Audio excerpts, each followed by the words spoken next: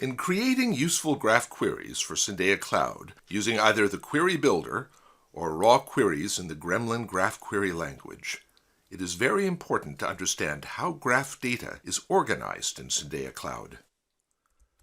A graph is composed of vertices and edges. Syndeia needs to be able to abstract data from many different engineering models and disciplines with an enormous variation in syntax and terminology into a common format. It uses 4 simple concepts: repositories, containers, artifacts, and relations, where artifacts and relations are owned by containers, and containers are owned by repositories. In graph terms, repositories, containers, and artifacts are vertices, while relations are edges. Syndeia applies these simple concepts to an enormous range of models. For example, an artifact can represent a SysML block, a DOORS requirement, or a JIRA issue.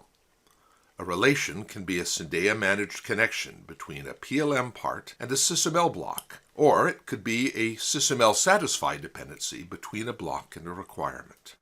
We will talk more about these basic concepts, but we also need to introduce some additional vertex and edge concepts. Syndeia recognizes 4 additional categories of vertex: repository, container, relation, and artifact type. Syndeia also recognizes 2 additional categories of edge: owned by and has type. A container, for example, is owned by a repository and connected with a has type connection to container type. Container type, in turn, is owned by a repository. These additional elements and relationships may not exist explicitly in the different domain models. Syndeia creates them in the graph based on information in those models, plus general knowledge of how the different tools organize their data internally. As we will see later, they are extremely useful in setting up Gremlin queries when we want to filter by the type and source of model elements. A repository is a source of data for the digital thread.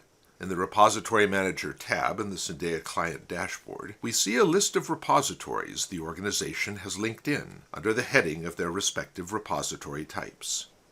It is possible to have more than one repository of the same type, for example, 2 different JAMA requirements repositories, with different URLs and access permissions.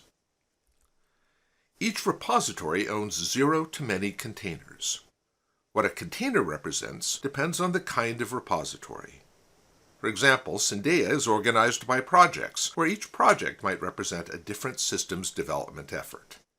A SysML model is a container. Confusingly, what GitHub calls a repository, Syndeia treats as a container. Syndeia users should investigate how the term applies for the domains they're working in. Each container owns 0 to many artifacts and 0 to many relations, where a relation connects a source artifact and a target artifact. The types of artifact and relations depend on the repository the container is owned by. A container in Syndeia, called a project, contains relations between artifacts in 2 different repositories. For example, a SysML block connected to a TeamCenter item. We sometimes call these intermodel connections, and Syndeia manages these directly. A Syndeia project does not contain artifacts, which all belong to other containers. All non-Syndeia containers only own artifacts, not relations. Of course, these artifacts may be connected in the graph by has type and owned by edges, as well as relations contained in Syndeia projects.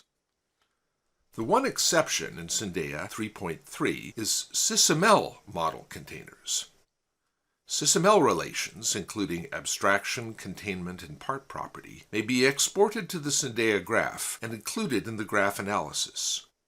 Future versions of Syndeia may also include the ability to export intramodel relationships from other repository types besides SysML. All relations in the Syndeia Cloud Graph have a direction.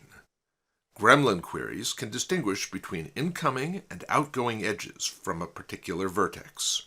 For SysML intramodel relationships, the direction is set by the SysML standard. For example, a satisfy dependency would run from a sysml block to the sysml requirement it satisfies. For the intramodel relations that Syndeia manages, there is not a clear intrinsic directionality, but the edge in the graph must be assigned one. The Syndeia default is to assign direction from a sysml element to a non-sysml element. For non-sysml to non-sysml connections, the direction is based on the initial creation of the connection in the Syndeia dashboard connection manager. If a doors NG requirement is dragged and dropped on a JIRA issue, the direction of the reference connection is doors to JIRA. If the JIRA issue is dropped on the doors requirement, the direction is JIRA to doors. Clearly, a disciplined approach to creating connections is required to prevent a mismatch of directions, which creates a problem in defining standard queries. All the elements shown here have properties in the Syndeia Cloud graph. We can look at the properties Syndeia stores for a particular element by showing the JSON output, or by right-clicking the symbol in a query result and selecting Properties. The properties include name, type, created date, and many others. We can use these properties to filter our queries, as we will describe in another video. There are a few special cases to keep in mind. First, the owned by and has type edges are not relations and do not have properties. Second, a relation, which is an edge itself, cannot be connected by an owned by or has type edge. Its container and type appear as properties of the relation. Third, artifact and relation have additional properties of version and is latest. Some artifacts, such as JIRA issues or doors requirements, are managed in versioned repositories. The same is true for Syndeia connections in Syndeia Cloud. The Syndeia Cloud graph contains all versions of these elements, so that traceability over time can be tracked for the digital thread. We will use these properties in our searches when we want to query only the latest graph. A final comment about properties. They do not typically include all the attributes of the original artifact back in the domain model. For example, the mass of a CAD part isn't a property of the artifact representing that CAD part in the graph. Therefore, we can't filter the results of a query by mass.